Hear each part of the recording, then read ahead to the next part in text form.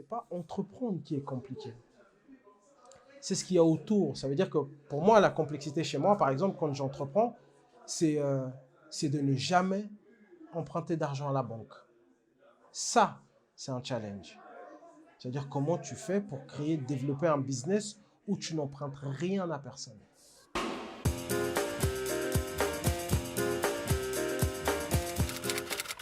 Yannick Bakoyene Kalala. J'aime beaucoup mon nom et mon prénom, enfin mes deux noms de famille. Bakoyene parce que ça vient du mot Bakoyeba, ça veut dire que c'est quelqu'un qui va de victoire en victoire. Kalala, ça veut dire chef de guerre ou chef de l'armée. Mon parcours, je suis architecte.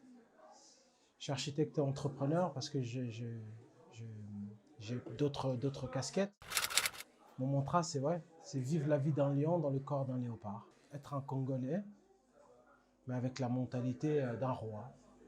Je dirais ça parce que le Congo, c'était un très grand royaume. Il y avait des très grands rois et je pense que cette mentalité doit être perpétuée d'une manière assez efficace.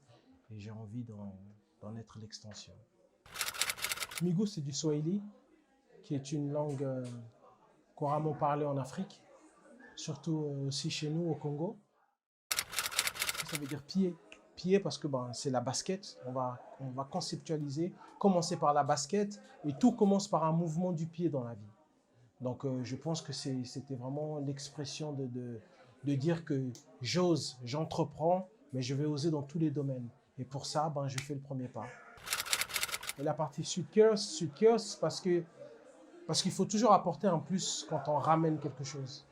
Quand on dit chaussures pour costume, ça ne veut rien dire. Tandis que suite de costume, curse de sneakers, je les ai matchés ensemble, mais j'ai créé une suite curse. Donc Migu, ce n'est pas une marque de chaussures. Migu, c'est une marque de suite curse. Je suis architecte et la première chose qu'on apprend à l'école d'architecture en première année, c'est que l'architecture parfaite, c'est l'être humain. Parce qu'il résiste à toutes les saisons. Et en fait, il n'y a pas de mode sans architecture. Donc la mode n'existerait pas s'il n'y avait pas d'être humain. Donc c'est pour ça que l'architecture a un grand rôle à jouer dans la mode, dans la manière de conceptualiser. Donc quand j'ai voulu toucher, en tout cas apporter l'architecture dans la mode, je n'ai pas fait quelque chose de nouveau, c'est ce qui se fait déjà. Maintenant, ce que j'ai voulu faire au travers de notre première collection qui s'appelle Louvre, c'est parce que c'est Paris qui est représenté sur une basket. Principalement le modèle bleu bourgeois, qui est quelque part les fresques qu'on voit au-dessus de l'opéra de Paris quand on est à l'intérieur. C'est tous ces petites références que j'ai essayé d'apporter à la basket. Le côté blanc qui est la simplicité. Donc Paris, c'est très plat comparé à d'autres villes. Par exemple, en Suisse, si on va dans la ville où j'ai grandi à Lausanne, il n'y a pratiquement que des montées. Donc là, ça veut dire qu'il aurait fallu avoir une approche différente. Mais là, pour ce qui est de cette première collection, et ce côté où on veut vraiment représenter le côté chic de Paris, le côté architectural, le côté vivant. Donc c'est pour ça qu'il y a beaucoup de couleurs un peu peps quand on regarde le modèle bleu bourgeois. Donc c'est ça, la partie architecture dans Migu. Les gens ont rendu le mot entrepreneur, genre ils en ont fait genre un truc de dingue. L'entrepreneuriat, entreprendre veut dire saisir une opportunité, saisir. Ça veut dire que le mot est beaucoup plus simple, mais les gens ont rendu ce mot tellement complexe que les gens deviennent complexés. Ça veut dire que quand on dit entreprendre, les gens pensent diplôme, les gens pensent grand, argent. Non, entreprendre, c'est juste, tu peux entreprendre là tout de suite de descendre.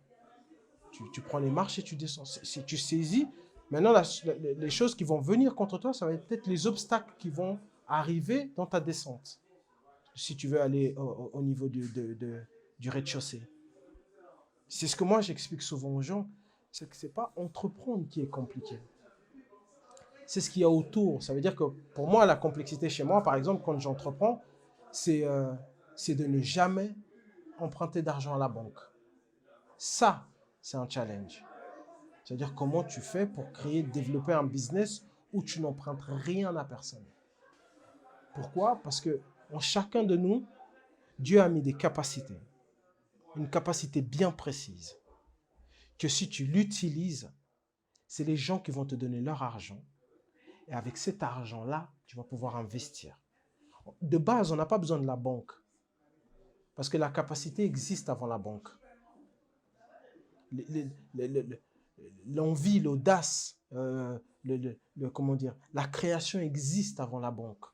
Donc en fait, on n'en a pas besoin de la banque. Ce qu'on a besoin, c'est de comprendre le parcours qui amène à avoir ce qu'on veut avoir. C'est ça en fait, entreprendre.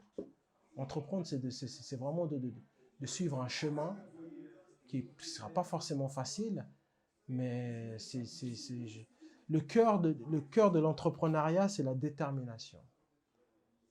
Le mouvement de l'entrepreneuriat, c'est la motivation. Et celui qui comprend ça, c'est celui qui a tout compris. Il comprend qu'en fait, entreprendre, ce n'est pas difficile.